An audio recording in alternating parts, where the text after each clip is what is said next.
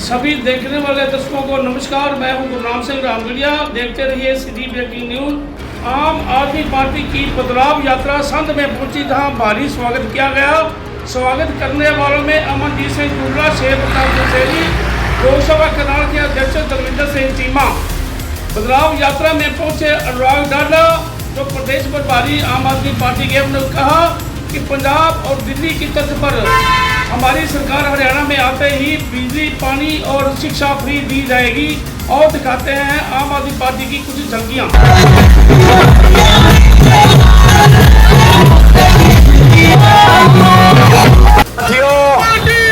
पूरे हरियाणा के अंदर आम आदमी पार्टी की बदलाव यात्रा चल रही है। और इस बदलाव का मतलब क्या है? ये कभी कांग्रेस वाले, कभी बीजेपी वाले, कभी कांग्रेस वाले 57 साल तक इन लोगों के ऊपर, लेकिन हरियाणा में कुछ बदल नहीं पाए।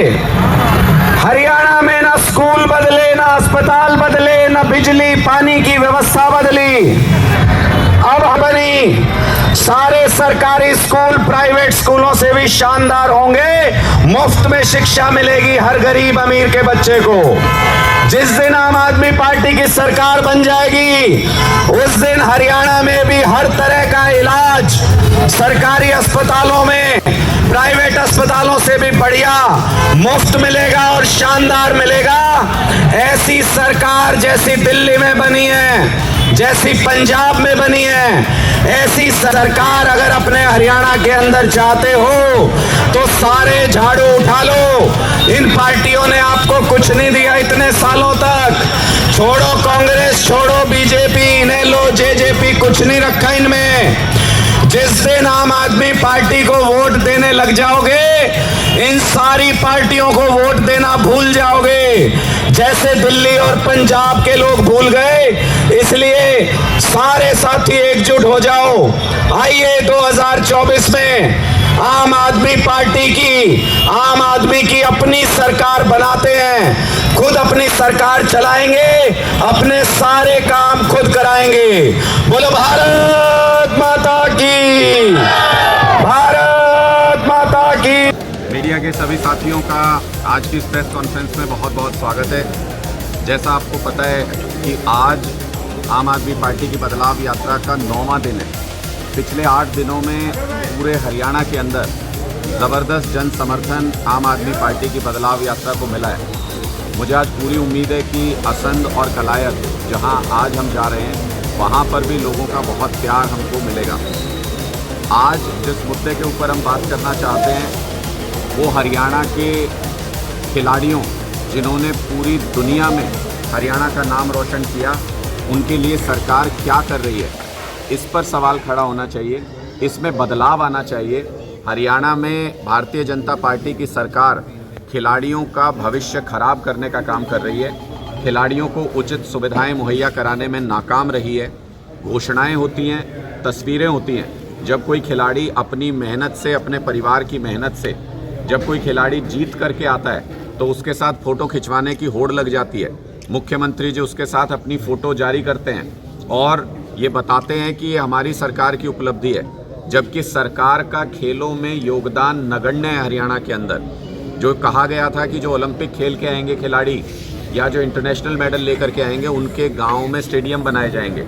मैं पूछना चाहता हूँ मुख्यमंत्री जी से कि कितने स्टेडियम बने हैं, कहाँ हैं वो स्टेडियम, क्या उनके अंदर कोचेज़ हैं, क्या उनके अंदर इंफ्रास्ट्रक्चर है? स्टेडियमों की ऐसी बुरी हालत है कि वहाँ पर बड़ी बड़ी घास उगी रहती है, ग्राउंड ख़राब है, प्रैक्टिस करने की कोई इक्विपमेंट्स नहीं है, कोई कोच वहाँ पर डेप्यूट नहीं किया गया। ऐसी स्थिति में खिलाड़ी कैसे तैयार होंगे? यानी जो खेल को प्रोत्साहन देने के लिए नीति होनी चाहिए, खेल नीति होनी चाहिए, जिससे कि ग्राउंड लेवल से, गांव के स्तर से बच्चों को तैयार किया जा सके, वो हरियाणा में पूरी तरह से नाकाम साबित हुई है सरकार करने में। और खिलाड़ियों का मान सम्मान करने में भी सरकार पूरी तरह से नाकाम साबित हुई है। इसके 2 ताज़ा उदाहरण, एक जूनियर महिला कोच का केस, जिसके आरोपी संदीप सिंह जो चार्जशीटेड मंत्री हैं, उनको अभी तक मंत्री पद पर बना के रखा हुआ है।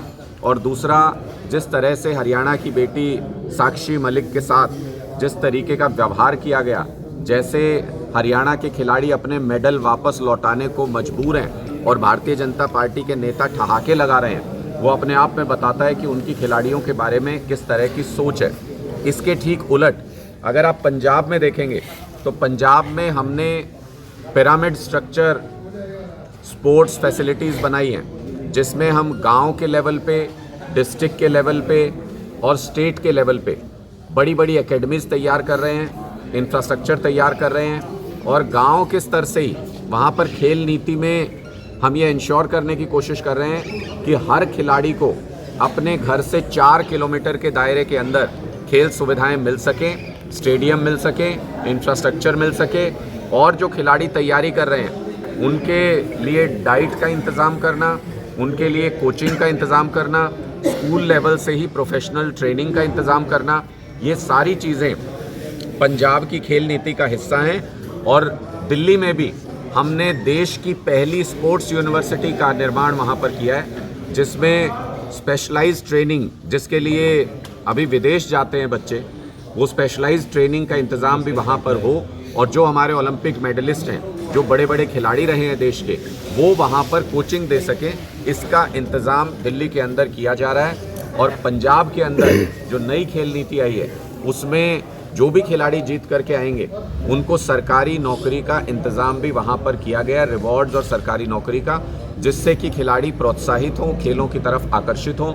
लेकिन हरियाणा में ठीक इसके उलट जो भी घोषणा खिलाड़ियों के लिए की जाती है, नौकरी के लिए बाद में चक्कर काटते रहते हैं खिलाड़ी। देखिए 3 स्टेट के चुनाव में ये चीज़ तो स्पष्ट हो गई कि कांग्रेस के बस की बात नहीं है भारतीय जनता पार्टी को हराना। पूरे हरियाणा के अंदर तुरंत चर्चा शुरू हो गई कि यार ये कांग्रेस के बस की बात नहीं है। क्यों? सारे सहयोगी दलों ने मौका दिया पूरी तरह से कांग्रेस पार्टी को कि सीधी लड़ाई में भारतीय जनता पार्टी को हरा दो। हमने तो पूरे कैंडिडेट भी नहीं दिए थे, उस तरीके से संसाधन भी नहीं लगाए, उस तरीके से चुनाव भी नहीं लड़ा, क्योंकि सब ये चाहते थे कि ये जो तानाशाह सरकार है केंद्र के अंदर, ये लोकसभा चुनाव का ट्रेलर है, उससे पहले कांग्रेस पार्टी इन प्रदेशों के अंदर बीजेपी को हरा दे। लेकिन अपनी खराब नीति, अपने खराब नेतृत्व की वजह से, अपनी गुटबाजी की वजह से कांग्रेस पार्टी ये जीता हुआ चुनाव भी हार गई। इसलिए अब पूरे हरियाणा में ये चर्चा है कि कांग्रेस के बस की तो नहीं है, तीसरी बार में भी कांग्रेस तो नहीं हरा पाएगी। इसलिए लोग विकल्प देख रहे हैं। जिस दिन से ये रिजल्ट आए हैं हरियाणा के अंदर, आम आदमी पार्टी को लोग विकल्प के रूप में देखने लगे हैं, क्योंकि हमने जहां मजबूती से चुनाव लड़ा, 2 बार दिल्ली के अंदर अमित शाह जी ने भी पर्चे बांट लिए, मोदी जी ने भी प्रचार कर लिया, उसके बावजूद बीजेपी को बुरी तरह से धोया, बीजेपी को बुरी पटकनी दी।